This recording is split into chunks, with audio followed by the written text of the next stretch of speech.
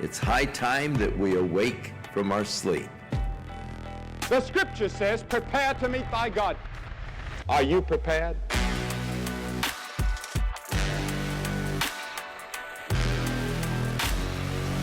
If you don't stand for something, then you will fall for anything. Welcome, everybody, to Taking a Stand. This is the podcast for Calvary Chapel Reno Sparks, and we are dealing with the issues of our day on this podcast. We believe that if you don't stand for something, you'll fall for anything. And our podcast is based on Ezekiel chapter 3, verse 17, that talks about being a watchman on a wall who's giving a warning so that the people know what's coming. And today I want to welcome in with me Scott and Denise Meyer. Thank you guys for joining us again. You guys head up our ministry here of elections, or election unit with the Community Impact Team. And so, welcome back, guys. It's good to have you on the show again. Thanks. It's good to be back. Thank you. Great to be back. We love it. So a lot of the material we're going to discuss today, you guys have gotten from a little booklet, right?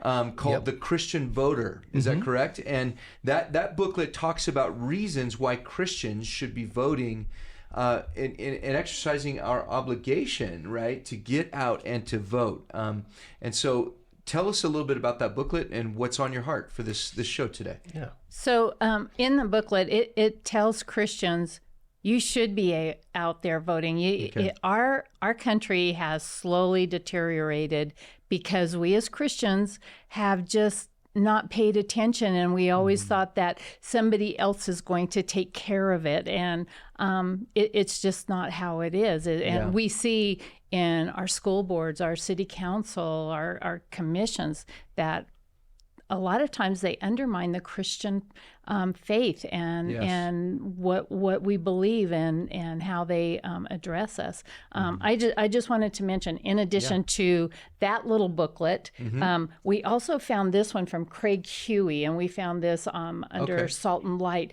and it's the Christian voter, how to vote for, not against, your values to transform culture and politics. And this is a really powerful book. There's just so much in there. It's kind of an extension of the smaller booklet that you talked about. I checked to see if it was in our library, our bookstore downstairs, and we don't have it, but it's a great maybe book. We can look into getting that. Yeah. Now, we know that in 2022, the Christian presence at the polls was a little bit lacking. It could have been better, right? Why do you think that there's such a low turnout amongst Christians? Well, there's a lot of different reasons, because Christians have a lot of different reasons for not doing it. I think, some of them have the attitude of, I'll just pray about it, which we want. Of course, we want to pray about Yeah, things. for sure. Prayer's powerful. Prayer is very powerful, but then we want to do. We also want to act. Yes. Yeah, that's true. And so, there's a lot of that going on. There's just a lot of the, just apathy. I think that, there's been, people are very concerned about government and about what's going on, and they just feel helpless. And, as we look at these elections and the votes and the vote counts, they're very close, actually. So your vote does count. That proves that a lot of these votes are very close. And, it matters. It really does. And we can make a difference, because Christians historically have not been voting like they should be, as we know. And that's part of why we're doing this podcast here, is we want to explain to Christians that it is the right thing to do, and we can prove it. And biblically, we can prove it. We should be doing that. So we need to get out and do that and vote. We just absolutely do. It's a good point, Scott, about just some of the different reasons. I've also heard from Christians that it's there's not a strong desire to get involved, because they just think, well, the whole system is corrupt anyways. There's nothing I can do. My vote really isn't going to matter. And so we'll just kind of let things go the way they're going, because we know how it all ends in the end, because of our Bibles. But, that's not the right attitude. That's not a biblical Christian attitude, especially when you look back on the history of the United States, right? Right. You look back on the history of Christianity in the United States of America, that kind of apathy was not present. No. That kind of, we'll just let it all play out, was not a part of Christianity, was it? Yeah, no, it was not. And, I have to say there's a part of our government that wants our apathy. Yeah. They want it. Oh, yeah. And they push for that, right? You just stay home. You'll be fine. Just let us handle things. And here's where we're at. Yeah. Because of that, right? Yeah. So what would you guys say to a Christian who says, I've voted in the past and all that, but I never saw any change. I feel like my vote doesn't matter. What do you say to that argument?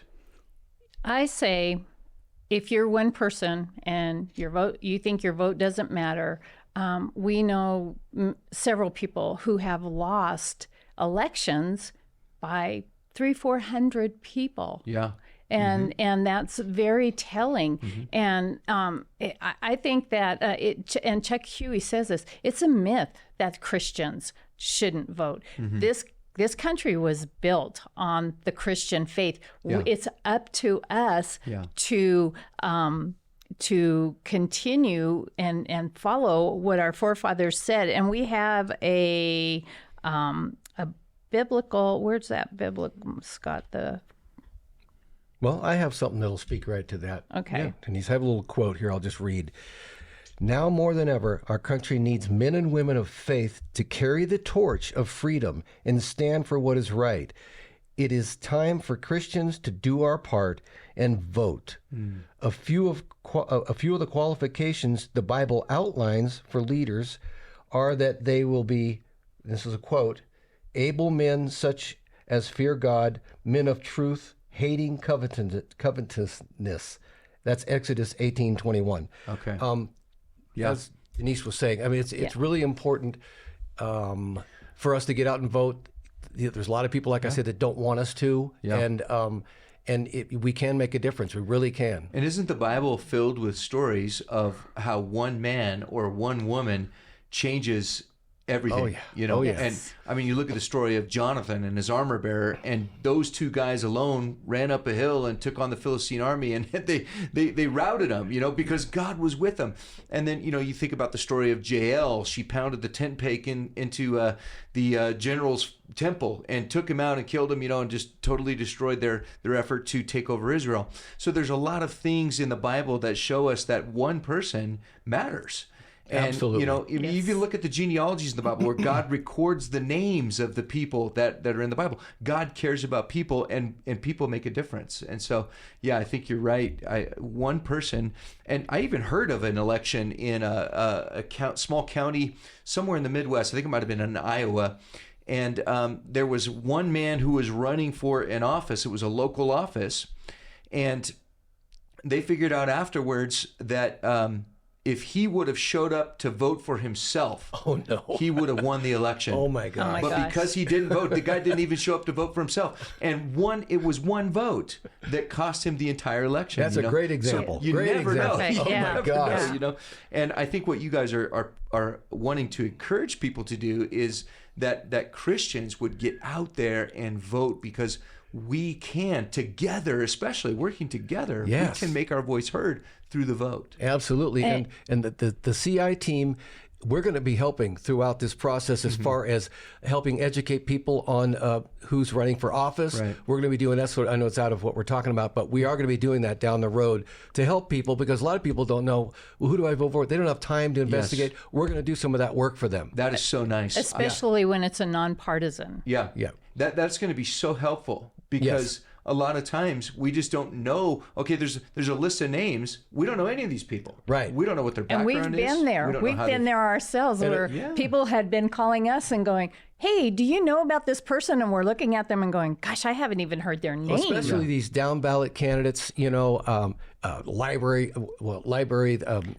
board, city council, judges, many A times. lot of those people, even I didn't know, so we need to investigate that stuff. Yeah. People are busy, so we're going to try and help with that. I appreciate that. Now, you mentioned down ballot candidates. Yes.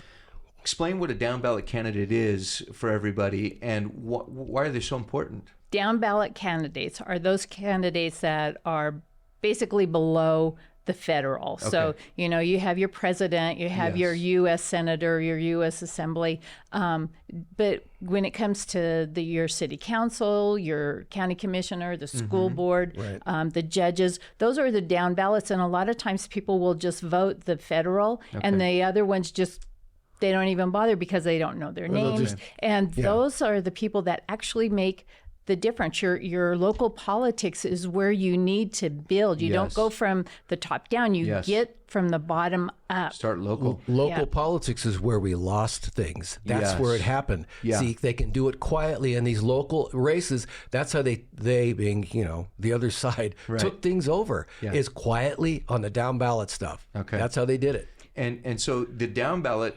candidates are affecting our everyday lives. Absolutely. In the cities, in the neighborhoods where we live. That's right. And so that's why it's so important to get the right people elected in those offices, because we want people that represent our values. We want people that represent our biblical worldview and our biblical values, right? So I just wanted to say this about the candidates. A lot of times, there's not a perfect candidate. Right. There is never, in an ideal world, you would have the candidate that aligns with everything you do, but that is not what's reality. If Jesus was running for president, I would vote for him, But unfortunately, He's Jesus sat down at the right hand of then the I'm Father. not going to vote. I'm going to stay home.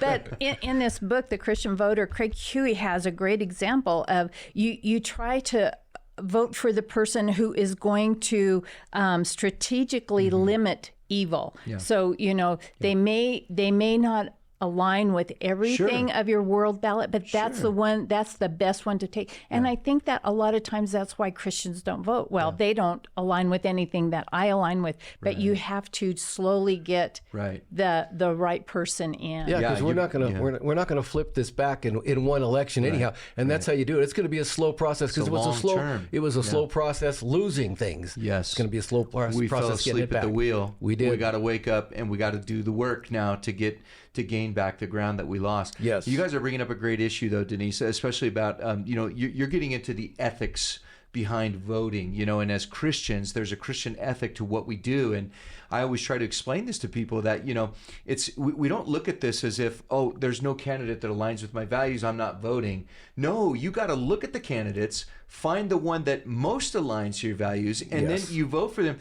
Because you're trying to, what you're doing there is you're casting a vote for the greatest good in the situation that's before you. Yes. So that your vote still counts, towards something instead of just throwing it away or not using it at all. And so some people have that mentality, it's the lesser of two evils. You can look at it that way, or you can look at it and say, well, it's the greatest good possible in this situation, and that's the way I like to look at it is I look at the candidates. I look at, neither one of these guys is Jesus Christ. They don't fully align with all of my biblical worldview. But one guy is against the killing of babies, and he's pro-life, and this guy is not. And that's so huge. That's where I huge. start right there. Yeah. Hey, one guy holds life as sacred, one guy does not. I know that I don't want to vote for that guy. Right. Right. And so that can be one of the ways that we look at this, but that kind of gets into the platform of the political parties themselves, right? Yes. So explain a little bit of that. How can a Christian learn about the platform of the parties, and what do you think about voting according to the platform as opposed to the individual themselves? Well, it just so happens we have these down in our foyer.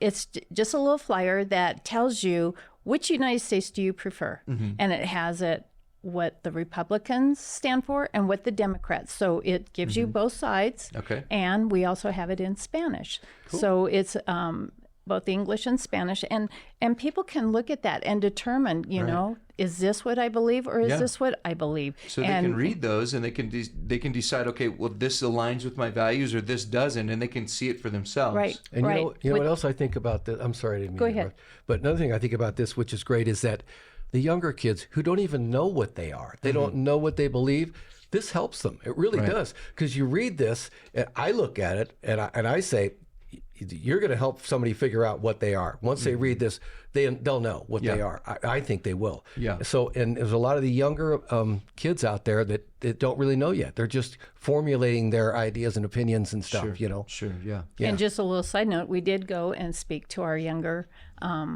Christians, the young, I forget what it's young called. adults. Young adults, right. And with Christian Rodriguez, who did a great job on his sermon. He was so good. Yeah. And we left these for them there and just talked a little bit about that. So, for for the older people, and I know they look at us as older. We don't think of ourselves as older, but we need to guide them. We absolutely need to guide them because we really believe that those younger people are our future. Right. And I agree. As far as platforms, you mentioned platforms. Another thing is the CI team will be helping with that too. We will be, and getting that out to people here at the church. And because I think it's so powerful, so valuable when you can actually look at the different party platforms and they spell it out for themselves and you can read it and just go, wow, I did not realize that was their perspective or that was their worldview. This is what they believe and this is what they're fighting for as opposed to the other. Now, of course, there is no political party that is going to be perfect. But when you start to look at, okay, here's the biblical values and here's where these parties fall on a lot of these issues, you can start to realize, okay,